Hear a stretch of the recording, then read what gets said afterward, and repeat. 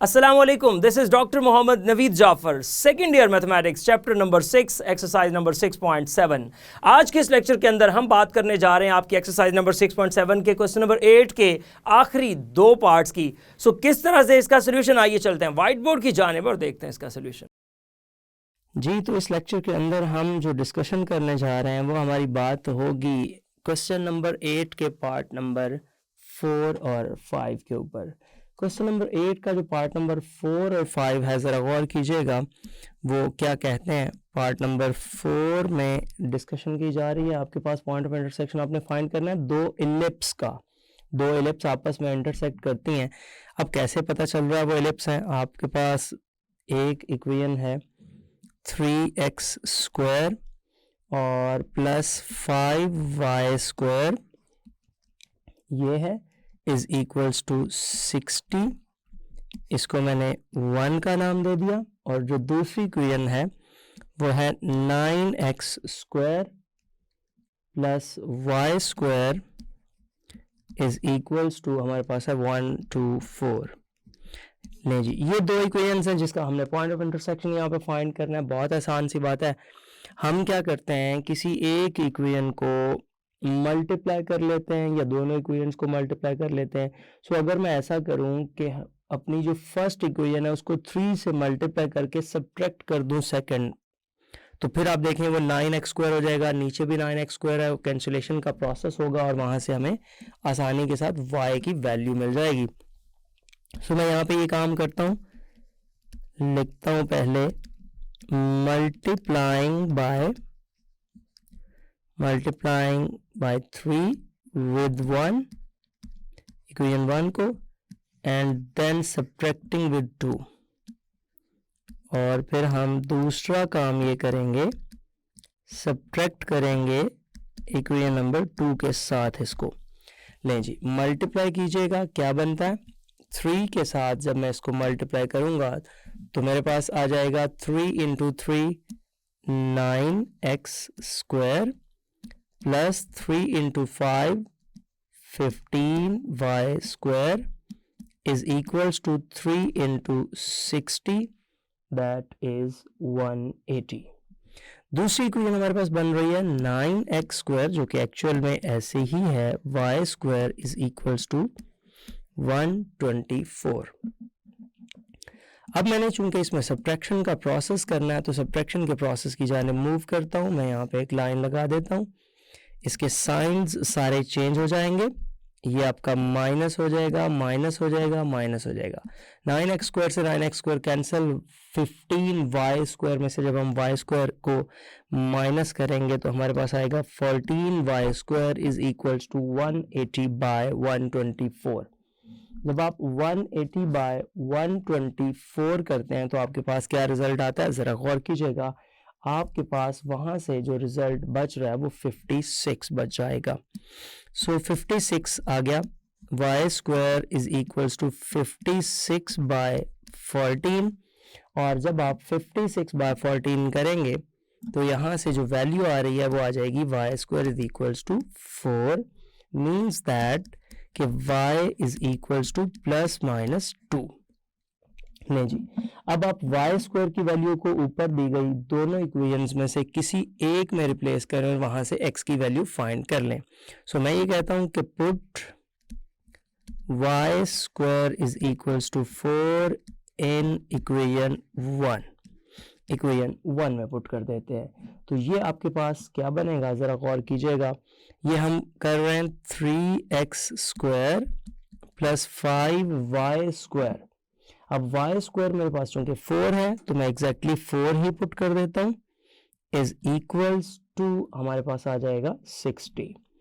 ले जी, ये क्या बन जाएगा 3x स्क्वायर प्लस ये बन जाएगा आपके पास 20 इज इक्वल्स टू 60।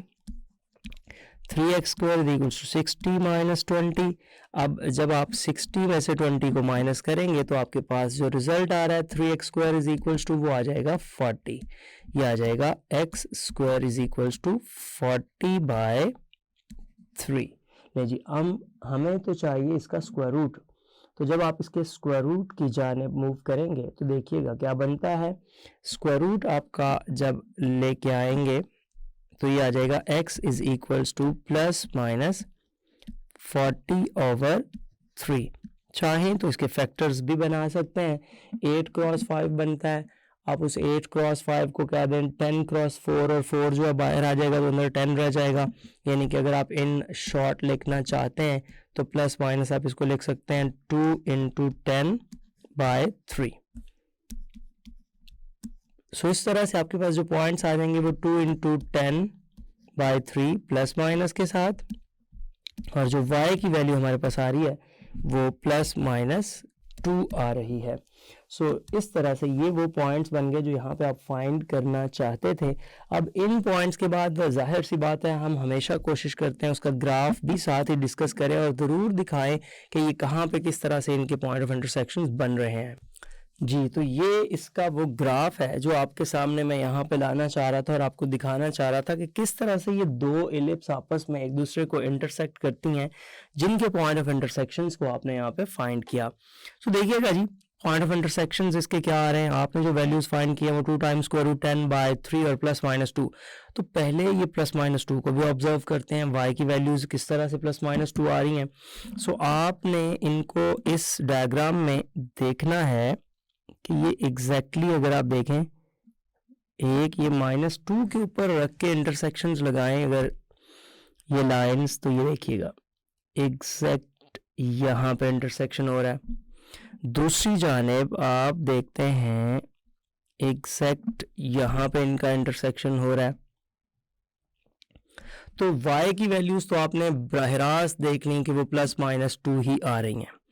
अब जो x की वैल्यूज आपने फाइंड की हैं ज़रा इसको परपेंडिकुलर करें और x की वैल्यूज को भी ज़रा एनालाइज कर लें कि वो वैल्यूज क्या बन रही हैं। सो एग्जैक्टली ये जस्ट लाइक ऐसे लग रहा है जैसे वो स्ट्रेट लाइन है बट वो कर्व है। मैं इसको ब्लू कलर में हाईलाइट कर देता हूँ तो ये देखिएगा यहाँ से लेके यहाँ तक ये y की वैल्यू आपको एग्जैक्ट वैल्यू वहाँ से नज़र आ जाएगी कि y की वो एग्जैक्ट वैल्यू क्या दे रहा है। सो इसी तरह आप इधर भी एक लाइन ड्रॉ कर लीजिए ये, और ये इसकी एग्जैक्ट वैल्यूज आ जाएंगी। लें जी, आपको ये जो ब्लू कलर में लाइंस नज़र आ रही हैं ये स्ट्रेट ऊपर की जानिब जाते हुए ये वैल्यू 0 से 2 मतलब 2 है और नीचे -2 है।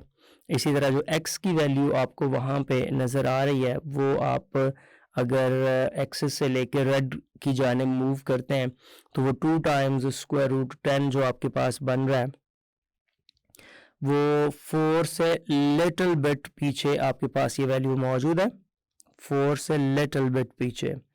तो इस तरह से आपके पास ये इसका रिजल्ट आ जाएगा। ये वो दो पॉइंट ऑफ इंटरसेक्शंस हैं जो आपने यहाँ पे इसके फाइंड किए हैं और ये इसके रिजल्ट्स हैं। जी, तो अब हम इसका जो नेक्स्ट पार्ट डिस्कस करने जा रहे हैं वो बेसिकली हमारे पास पार्ट नंबर 5 है। सो देखिएगा पार्ट नंबर 5 के अंदर हमारे पास क्या डिस्कशन है। बिल्कुल सेम उसी तरह आपने फाइंड करना है point of intersection of the given conics. यहाँ पे एक कॉनिक आपके पास मौजूद है 4x² प्लस आपके पास यहाँ पे आ रहा है y² इज इक्वल्स टू 16। ये एक आप एलिप्स कह सकते हैं इसको, एग्जैक्टली एलिप्स की इक्वेशन है और इसको लेट्स से दैट मैं 1 का नाम दे देता हूँ। और जो सेकंड इक्वेशन मेरे पास मौजूद है वो है x² प्लस y² और यहाँ पे है plus y is equals to plus 8 is equals to 0। ये हमारे पास इक्वेशन नंबर 2 है। अब देखिए जो प्रोसेस चल रहा है उस प्रोसेस के तहत हम ये करते हैं कि एक में से लेट्स से दैट कोई वैल्यू निकाल के दूसरे में रिप्लेस कर देते हैं तो उससे हमारे पास उसका सोल्यूशन आ जाता है, फिर उसको हम उस तरह से प्रोसीड करते हुए आगे की तरफ बढ़ते हैं। सो अगर इसमें आप थोड़ा सोचें कि क्या ऐसा प्रोसेस किया जाए कि लेट्स से दैट ऊपर वाली टर्म जो है उसमें से x² की वैल्यू निकाल के अगर मैं इस नीचे वाली टर्म के अंदर रिप्लेस कर दूं तो पहले से जब आप x² की वैल्यू निकालेंगे वो दूसरे में पुट करेंगे तो वहाँ आपके लिए थोड़ा सहूलत हो जाएगी। एक ये तरीकाकार है।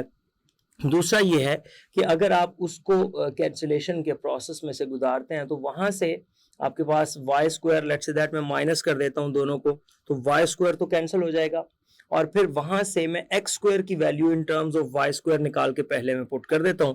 तो आपकी अपनी मर्जी के ऊपर है, जिस तरह से भी आप इसको प्रोसीड करना चाहते हैं। मैं इसके सोल्यूशन की जानिब आता हूं और इसका सोल्यूशन दिखाता हूं आपको। फर्ज करें मैं ये कहता हूं कि ये दो इक्वेशन है 4x square plus y square is equals to 16 और दूसरी मेरे पास लिखी हुई है x square plus y square plus y plus 8 is equals to 0। अब देखिए मैं इन दोनों को जब सब्ट्रैक्ट करूंगा तो यहाँ पे सब्ट्रैक्शन का प्रोसेस लेके आता हूँ। इसको मैं इस तरह से लिख देता हूँ। ये सब्ट्रैक्शन करनी है हमने, माइनस कर लिया, ये माइनस, ये माइनस, ये माइनस और ये माइनस, जो कि राइट साइड पे जाके ऑब्वियसली पॉजिटिव हो जाएगा, और ये माइनस। सो यहाँ पे मेरे पास रिजल्ट आ जाएगा 4x स्क्वायर में से जब मैंने x स्क्वायर को माइनस करना है तो मैं ये कहूँगा कि ये मेरे पास बच रहा है 3x स्क्वायर। y स्क्वायर के साथ आप देख रहे हैं y स्क्वायर कैंसिल हो रहा है और बाकी मेरे पास बच जाएगा माइनस वाई और इज इक्वल्स टू, मैं कुछ इस तरह से लिखता हूं, इज इक्वल्स टू, देखिएगा ये 16 है और ये माइनस जब उस साइड पे जाएगा तो उधर जाके प्लस हो जाएगा, तो प्लस 8 आ जाएगा। सो मैं यहां पे क्या करता हूं, आसानी के लिए एक्स स्क्वायर की वैल्यू निकालता हूं। तो देखिएगा ये आ जाएगा 3x square minus y is equals to 24 और एक्स स्क्वायर की वैल्यू निकालने के लिए इसको उधर ले जाते हैं, y प्लस 24 और एक्स स्क्वायर मेरे पास आ जाएगा y प्लस 24 डिवाइडेड बाय हमारे पास आ गया 3। सो जब ये y प्लस 24 डिवाइडेड बाय हमने 3 कर दिया तो उसके बाद अब सिर्फ क्या है, उठा के इसको पहली इक्वेशन में पुट कर दीजिए। सो मैं यहाँ पे ये कहता हूं कि पुट इन 1, इस एक्सप्रेशन को 1 इक्वेशन के अंदर पुट कर दीजिए। तो ये आपके पास क्या आ जाएगा, जरा गौर कीजिएगा। आपने वहां देखा, वहां पे हमारे पास मौजूद है 4x स्क्वायर। सो जब आप 4x स्क्वायर करेंगे तो ये देखिए ये आ जाएगा 4 और x स्क्वायर की जगह पे आपके पास y की सूरत में ये वैल्यू आ जाएगी जो कि है y प्लस 24 ओवर 3, ये एक्स स्क्वायर की जगह पे आ जाएगा और साथ आपके पास वहां पे मौजूद है प्लस वाई स्क्वायर, ये आ गया वाई स्क्वायर और इज इक्वल्स टू 16। लें जी, ये 16 के इक्वल आ गया।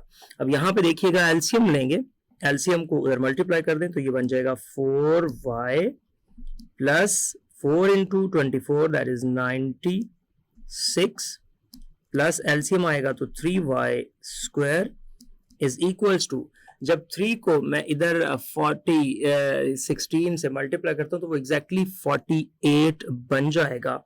सो ये 48 लिख दीजिए। अब यहां से इसको इस साइड पे लेके आएंगे और जरा तरतीब लगा लेंगे तो ये आ जाएगा 3y square plus 4y plus 96 minus 48 is equals to 0। यहां से पता चलेगा कि ये आ जाएगा 3y स्क्वायर प्लस 4y और 96 में से जब 48 को आप माइनस करेंगे तो आपके पास प्लस का 48 आ जाएगा इज इक्वल्स टू 0। ले जी, अब हमने तो y की वैल्यूज को कैलकुलेट करना है, तो y की वैल्यूज को कैलकुलेट करने के लिए हमें यहाँ पे क्या करना पड़ेगा, हमें इसके ऊपर क्वाड्रेटिक फॉर्मूला का इस्तेमाल करना पड़ेगा। सो क्वाड्रेटिक फॉर्मूला के लिए आप जानते हैं a यहाँ पे 3 है, b यहाँ पे 4 है और c की वैल्यू यहाँ पे 48 आ रही है। लिहाजा y is equals to minus b plus minus b square minus 4ac और इसका square root and divided by आपके पास जो बन रहा है वो आ रहा है 2 टाइम्स a। नहीं जी, इसके अंदर वैल्यूज को पुट करते हैं, हमारे पास क्या आ जाएगा, y is equals to minus b which is actually minus 4 plus minus b square जो कि मेरे पास यहाँ पे 16 बन जाएगा, -4 a and then c which is actually 48. So divided by हमारे पास क्या बन रहा है, 2 times 3 जो कि a की सूरत में यहाँ पे मौजूद है।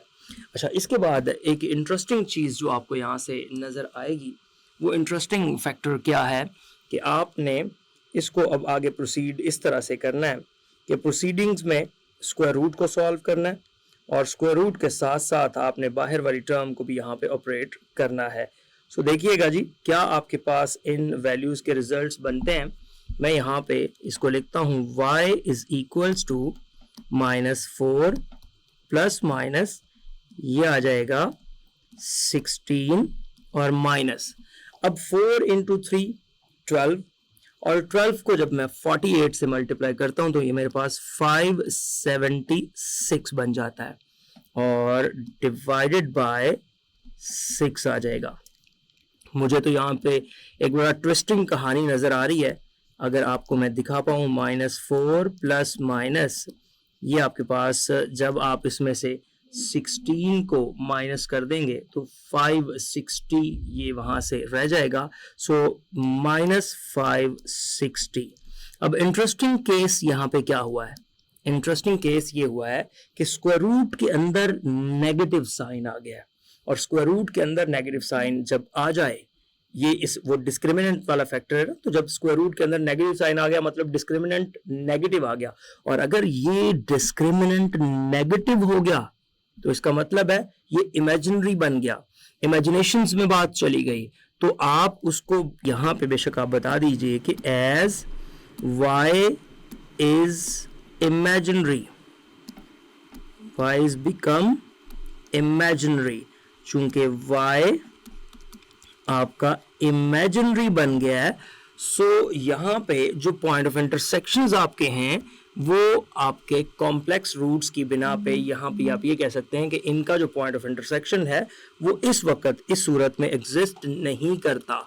सो आप इसको जवाब दीजिए कि पॉइंट ऑफ इंटरसेक्शन इन दोनों कर्व्स का due to that negativity, intersection of the given curves, जो दोनों गिवन कर्व्स हैं does not exist, तो लिहाजा वो पॉइंट ऑफ इंटरसेक्शन इस सूरत में एग्जिस्ट नहीं करता। जी, तो आपने देखा किस तरह से हमने इस दो के पॉइंट ऑफ इंटरसेक्शंस को फाइंड किया। ये था आज का lecture. Hope so you understand the today's lecture. This is end of our lecture.